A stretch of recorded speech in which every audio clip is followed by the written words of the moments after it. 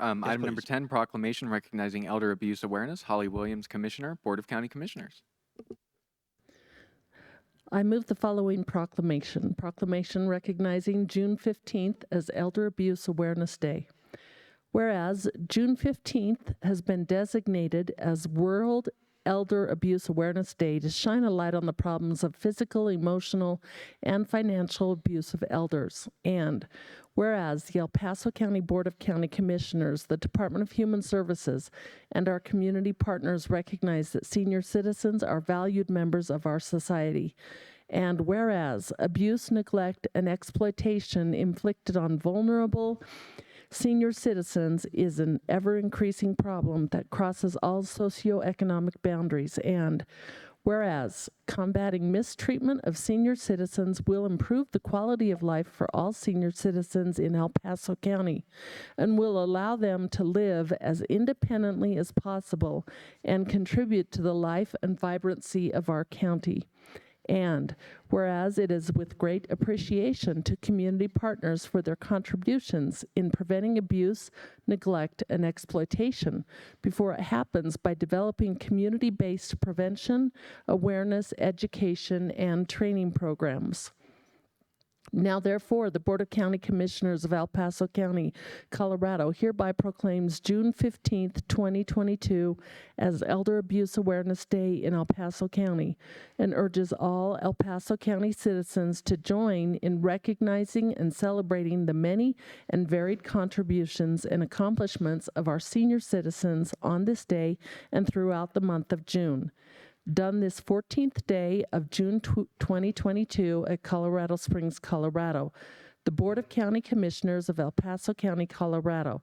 Stan Vanderwerf, Chair, Cami Bremer, Vice Chair, Lojinos Gonzalez Jr., Member, Holly Williams, Member, and Carrie Geithner, Member, attested to by Charles Broerman, County Clerk and Recorder. Good afternoon, or no, it's still good morning. It's not afternoon morning. yet. Good morning. Thank you, Commissioner. Mr. Garvin. Good morning, Commissioners. Thank you. Chris Garvin, Department of Human Services. I'd like to thank you for that proclamation. It's a very important one for us. Our adult protection teams manage all the things you highlighted in the proclamation today, and we really appreciate the opportunity to highlight elder abuse as an issue in our community, as we realize that it is severely underreported in general. We also appreciate our partners such as Silver Key, the PACE program, the Pikes Peak Area Council of Governments and the Area Agency on Aging, and also the Pikes Peak Elder Abuse Coalition are all partners that help bring a quality of life to our seniors in our community. I also like to brag about our APS unit because they recently went through a state audit and they received a no findings audit, which means A+, A+. So a handout to those guys up there. I told them that you guys don't bite, come on down, but they stayed up there anyway. So I'm really proud of that accomplishment because we're only one of 2 counties in the state that got a clean audit, totally. No errors, no options, so great. And I'd like to introduce Eric Bidwell, who's our Manager of Adult Services, and he will give you more details about adult protection and what we do in this community. Thank you.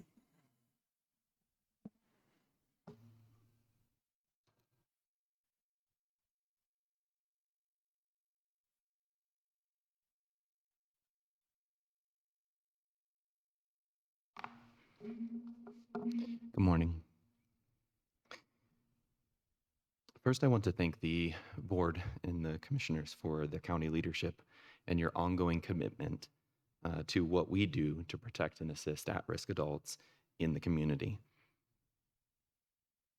You have long recognized the importance of human service and continue to support DHS staff.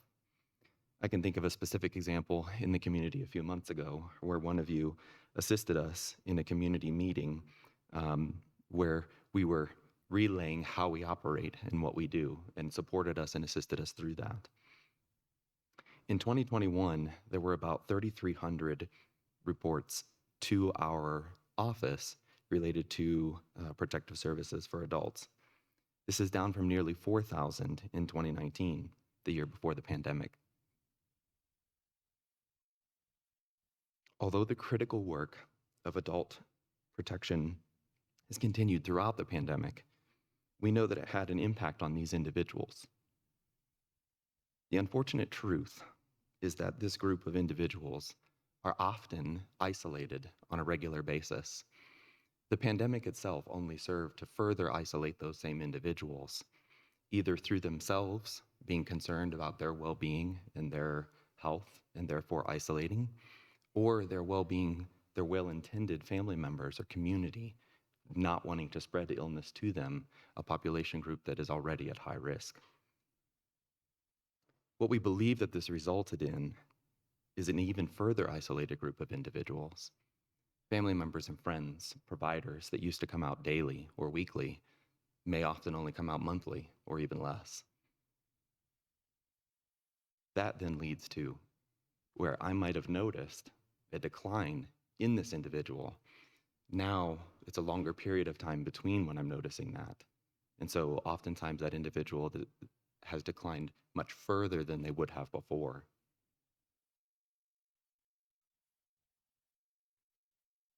It's important that as a community, we not forget about these individuals and that we take the time to check on them, make sure that they have what they need for a full and meaningful life.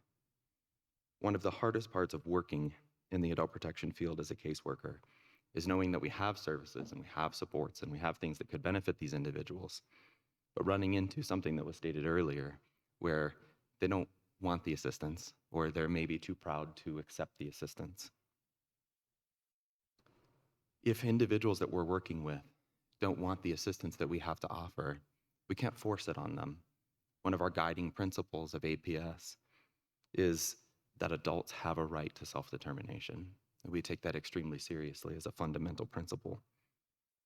DHS is absolutely commissioned through APS to investigate if an at-risk adult is being harmed or taken advantage of, but we must respect their wishes throughout the process. That said, our team of caseworkers do all that they can every day to help keep elders and at-risk adults safe through the resources and the connectedness within the community. They build rapport with individuals quickly. They return several times to see if they can get a different response, to see if maybe over time they have an opportunity to build that relationship. They take advantage of family members and other individuals that know these folks to see if they can coordinate a visit, to try and visit with them and to try and communicate with them based on a foundation of trust they already have with this other individual. They sit on committees and boards to further the cause of elder abuse awareness and to create new concepts and new ideas on how potentially to reach these individuals, how to serve them, and how to benefit them. As Chris said earlier, we are only the second county in the state ever to have an audit finding where we had no findings. We were either meeting or exceeding all expectations, and only the first large county to ever do so. I think this is an impressive feat for any county, but especially one of our size. And I think it also illustrates the commitment that these employees have to the people that they serve.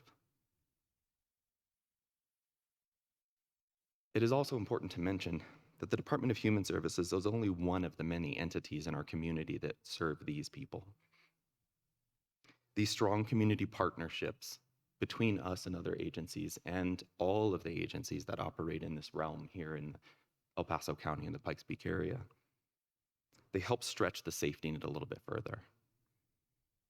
It would be impossible to mention all of these entities and all the work they do in the amount of time that I have. Indeed, probably not in an entire day. But I would like to just say thank you to all of those partners, because it's with their assistance that we're able to do the work that we do on a daily basis. A good example of this is Friday, June 17th. Several entities, including DHS APS, will come together to present work sessions on how elders and community members can prevent abuse or neglect amongst those at-risk adults. The World Elder Abuse Awareness Day event, Building Strong Support for Elders, is set for 10 a.m. to 3 p.m. at the Area Agency on Aging building on 14 South Chestnut Street. One final thing I want to mention is that anyone can make a report if they have concerns of abuse or neglect involving an at-risk adult. Someone does not need to be a mandatory reporter. An at-risk adult is someone who is 70 years old or older, or someone who is 18 or older that has intellectual developmental disabilities. Immediate concerns of abuse and neglect here in Colorado are mandated directly to law enforcement. This is unique across the country. And it serves a purpose that if there's immediate threat or an immediate need, law enforcement or EMS are better prepared to handle those kinds of situations. Reports can also be made secondarily directly to DHS, to the abuse and neglect intake line that operates on a 8 to 5 every workday week, closed on holidays. That number can be shared if individuals need to be connected to resources as well, and it is 719-444-5755. In closing, I want to reiterate that El Paso County has a strong history of being committed to the aged adults within our community. And it's clear that with the support from the commissioners and the dedication of our staff, that will continue long into the future. Thank you.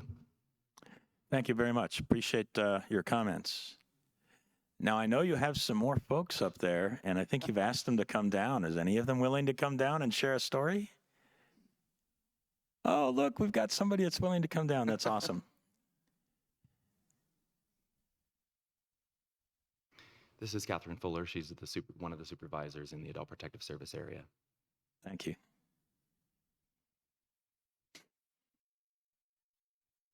I'm shorter than they are. Hi, I'm Katie Fuller. I'm as Eric said, one of the supervisors with Adult Protective Services. Actually started as an intern about 5.5 years ago, and I will just say that when I was in social work school, and everybody's like, "What are you going to do with your degree?" The one thing I used to say is, "I don't want to work for DHS." I didn't want to work for DHS. Didn't want to have anything to do with it. Ended up taking an internship with Adult Protective Services, and 2 weeks in, I looked at the person who I was following, and I said, "This is what I want to do. I want to do this. I know I can do this." And so that is where my training went to, and I would say this has been, working for Adult Protective Services with El Paso County has been probably the most eye-opening thing in my life. It's definitely made me look at things differently, and we have the most excellent team of caseworkers that we work with that go out daily to ensure that our clients and the community is taken care of. And they said that we just went through the audit season and we did really well. And I just couldn't be more proud of the APS agency and what we have done to ensure that our elders and all at-risk adults are safe in our community. Great. Thank you very much.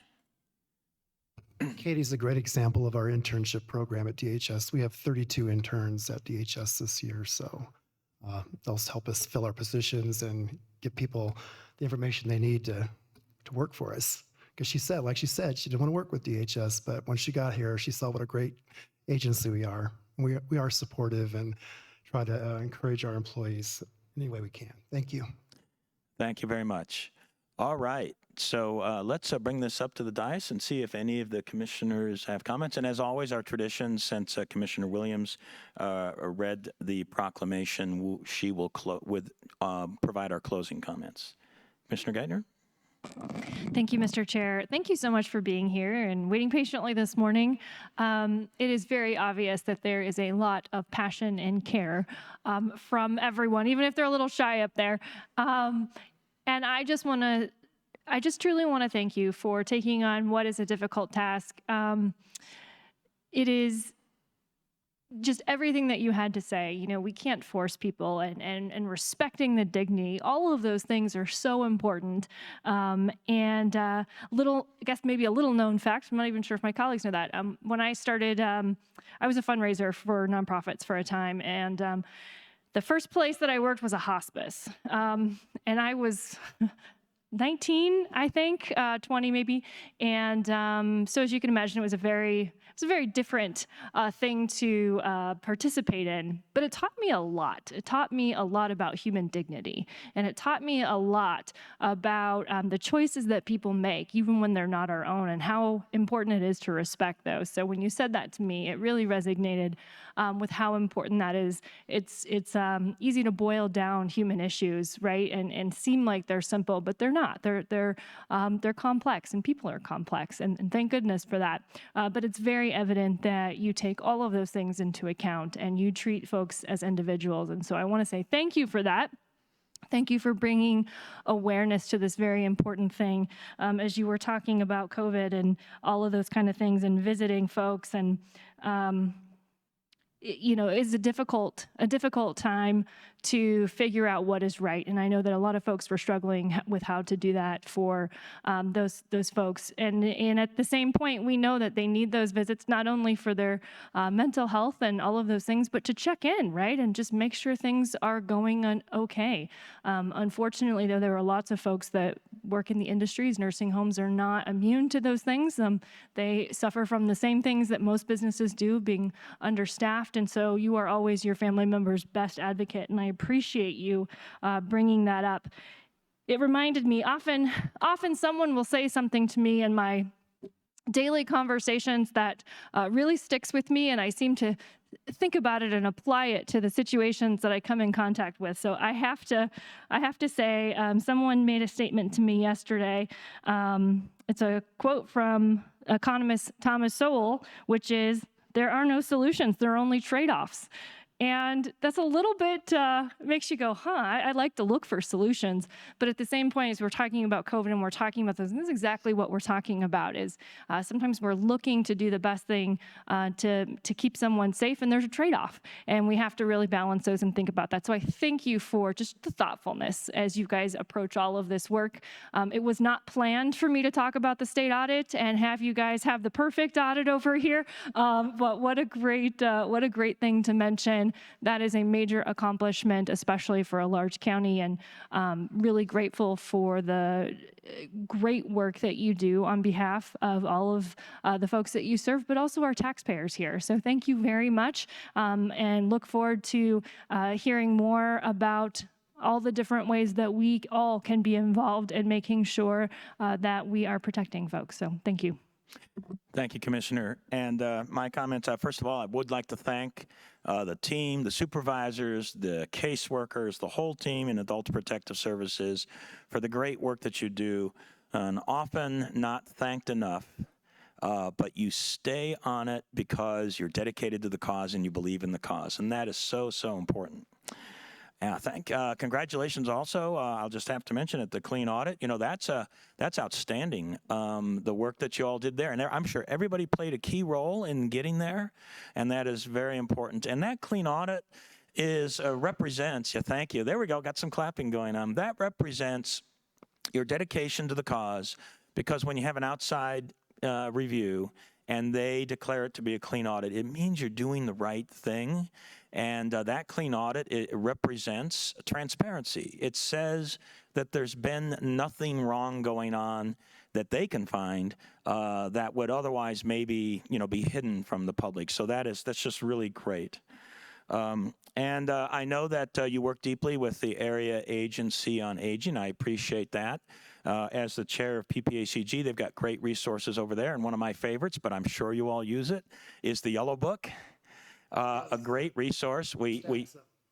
Stacks of them. You got stacks of them. It was so funny. We had this experience over in PPACG just in the last board meeting. Our elected representative from Calhan had not been aware of the Yellow Book a couple months prior. We just happened to be talking about it in a board meeting. He said, "Wow, this is great. We've got a lot of older people out here in Calhan." He brought boxes of Yellow Books out to Calhan and handed them all out, and this feedback's been great. I know that's a great resource. And I also want to say that all of us are affected by this, either currently or will be or has been, and I've been going through that myself. My mom this last year had a medical crisis, was unable to take care of that. She was living by herself in her house. Had to go to medical treatment. That medical treatment's not important, but had to go through that. And we were very, very worried because she was resisting going to assisted living or going to some other place where she could get better care. But after that medical treatment, she told me in no uncertain terms, "I do not want to move back into my house and live by myself. It's clear to me now that I cannot do that." And we were able to move her to an assisted living center in New Jersey. And that's hard to do when you live in Colorado, trying to help somebody 2/3 of the way across the state. But thank goodness she's there. These are the challenges that all of us have in our families. So my hat's off to the team, and I just want to wave at you. Okay, you're going to wave back? There we go. There we go. Waving back. Thank you so much. And those are my comments. And again, thanks for the great work. And I know that you'll continue to do that, and I appreciate your dedication. Commissioner Williams. Yes, I certainly echo all of the comments about you and your team and the fantastic job you're doing in your community. I am one of the, I guess, lucky ones who had, when my mom passed away and then my dad passed away, my sister was willing to take care of them. So they did not have to go into hospice or a care facility. But I know that for many individuals, that is just simply not an option. And one of the representatives, one of the things I like to talk about is the financial abuse that happens to the elderly.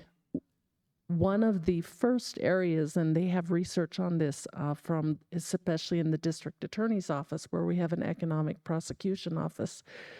One of the first areas to start declining in elderly people is actually their ability to judge numbers and make good financial judgment decisions. And I talk about this frequently. A lot of people don't understand that. They assume, especially as we get older, they assume that they are not going to have to worry about who's taking care of their finances, when they're going to have to give up their keys. And so these decisions are not made early in their lives because they don't believe it will ever happen to them. I've talked to many individuals that has happened to, and these elderly are preyed upon by gangs from across overseas, by individuals who will call and tell them they've won a lottery or a foreign lottery. And they truly believe it. It's just not someone calling saying, this is your grandson. I need a gift card because I'm stuck in Mexico.